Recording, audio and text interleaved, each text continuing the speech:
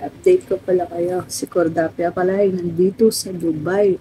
Yes, nandito po ako ngayon sa Dubai. Dito sa Dubai ng September 11. Magmamans na rin ako dito mga Cordapia. Ang akin palang Cordapia ay tourist. Nag, 2 months tourist ako dito mga Cordapia. Yun ang aking visa na kinuha. Pero si Dera Dubai na lugar. So, tutur ko lang kayo mga Cordapia dito sa actually ito yung room namin. Nakuhang room dito. Kasama ko nga si Kamangyan, mga Cordapias. Tapos, itutur ko lang kayo dito sa room, saka yung sa aming kitchen. Yan na muna mga Cordapia. Silip muna na kaunti dito sa tinitirhan namin bahay. Okay? So, watch this mga Cordapia. At ito na nga mga kakordapya yung aming kitchen. Dito kami naglalaba, nagluluto. Dito mga kordapya, meron kami ditong washing machine. Actually, ito ay automatic washing with dryer. Pero itong dalawang to mga kordapya, hindi masyado itong nagda-dry. Kaya ito yung talagang pinaka-dryer namin. Actually mga kordapya, akin yung mga labahin na nandyan. Tapos meron kami ditong gasol. Libre din yan mga Cordapia. Ayun nga guys, dito nga sa aming kusina ay meron tayong gasol. Libre din yan mga guys. Ayan yung aming pinaghugasan. Tapos meron kaming oven. Tapos dalawang washing, automatic washing with dryer. Kaso yung dryer nga guys, sinabi ko sa inyo, ay hindi masyadong nagda-dry. Kaya meron kaming isang talagang pang dryer lang. Ito naman guys, yung area na yan ay yung mga gamit ng mga naupa. May numbering yan guys, room 1, room 2 hanggang ilang rooms yan guys. Okay mga kakordapya, dito naman tayo sa room namin ni Kamangyan. Yung room namin mga kordapya, kami ang pinakaunang room. Yung room namin kordapya ay nasa room 1. Room 1 kami mga kakordapya. Ito na nga mga kakordapya, huwag kayong magugulat dahil napakakalat ng room namin mga kakordapya. Ayan ay hindi ko pa naayos mga kakordapya at ako ngayon naglaban ng bedsheet mga kakordapya.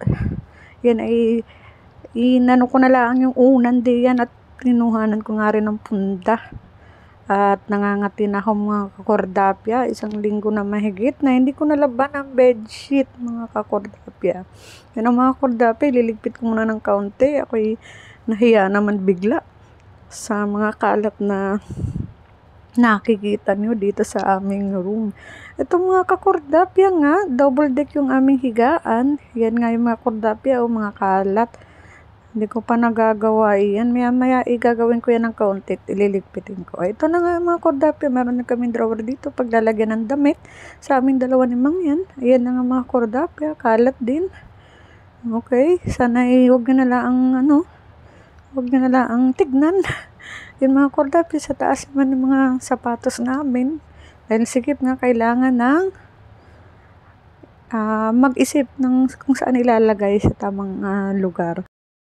Guys, yung mga kalat dito, wala kasi kami mga lagayan ng pagkain dito namin tinatambak. Like, mga asin, mga toyo, tinapay, tapos tubig guys, hindi dapat ito nakawala tubig. Ang binibili namin guys, per 6 pieces to guys, bali 4 dirhams. 1 liter ba ito? Ito yun guys. 1 liter. Bali 6 liters siya guys, 4 dirhams. Tapos meron kami ditong bigas. Ang bigas namin guys is jasmine rice. Guys, yun yung aming toothbrushan, yung aming mga sabon, tsaka yun guys, yung tubig namin dito in ipon. Ito guys, ang ligo namin to sa ulo kasi yung tubig nila dito guys ay talagang hindi aari. Pag dinirect mo sa hair mo, talagang mainit. Though, kaya naman yung init. Kaso nga lang, yun nga ang sabi is, nagkakaroon ng panglalagas ng buhok dahil nga sa mainit talaga yung tubig guys. Nakita nyo na mga kordapya. Actually, maliit lang yung room talaga namin dito. Dapat na itong room na to. Magtatanong kayo kung magkano itong room na to. Ito ay 13 dirhams. So, 13 dirhams sa Philippine peso na so 20,000 mahigit. Doon sa 20,000 naman na Kordapia, ay ano naman yun. Kasama na nun yung aircon na sobrang napakalamig na aircon. Hindi namin na ma-adjust kasi centralized yung aircon nila dito. Tapos, may free wifi dito. Tapos,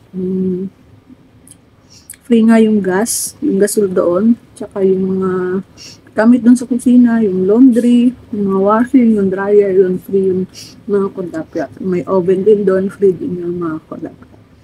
Kaya kung susumahin mga Kordapia, medyo pricey talaga yung accommodation dito.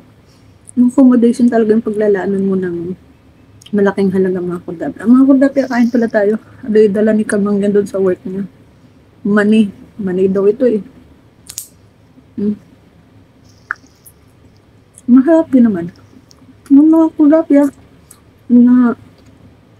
pero kung pagkain mo ng pag-uusapan mga Kordapia, makakatipid ka dito ng pagkain. Kasi actually, sa 1 dirham nila dito, 15 pesos nga.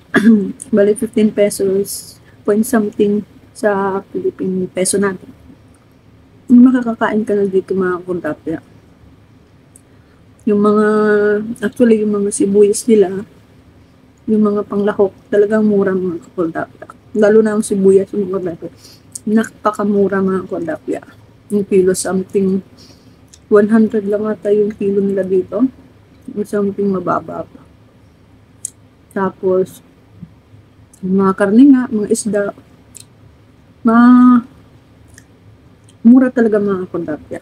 Ibig ko sabihin ay kung sa pagkain, makakatibig kayo. Bali, sa accommodation lang talaga, yung bahay lang talaga yung medyo pricey. Pero, free naman sa lahat mga Kordapia. Wala ka nang isipin doon sa tubig, kuryente, sa mga gamit mong iba.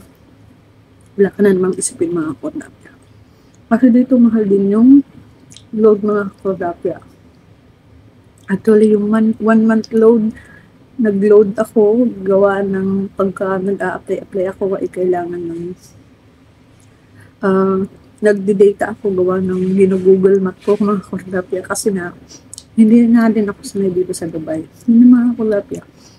50 dirhams yun yung 1 month na may data ka tsaka call pero wala siyang yun nga mga Kordapia. The rest naman okay din naman pero kailangan talaga may work ka. Kasi kung susumahin naman medyo mataas lang siguro yung sweldo kaso nga lang yung cost of living din. Yun din yung pag-aanuhan mo dito sa Dubai. Kaya dapat nakahanap ka rin talaga ng magandang trabaho na maganda yung sweldo.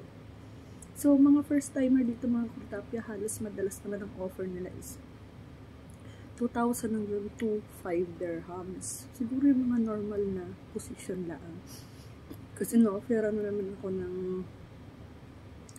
hanggang 2,500 lang mga Kordapia. Kaso nga lang, inayawan ko for a reason na hindi ko siguro naman masabi dito kasi baka wala mo na.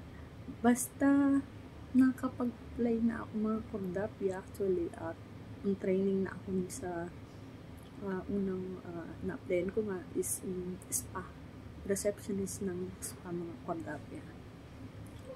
Nasa yung mga Kordapia, yung mga 2 dirhams mga Kordapia. Tapos may free accommodation naman sila.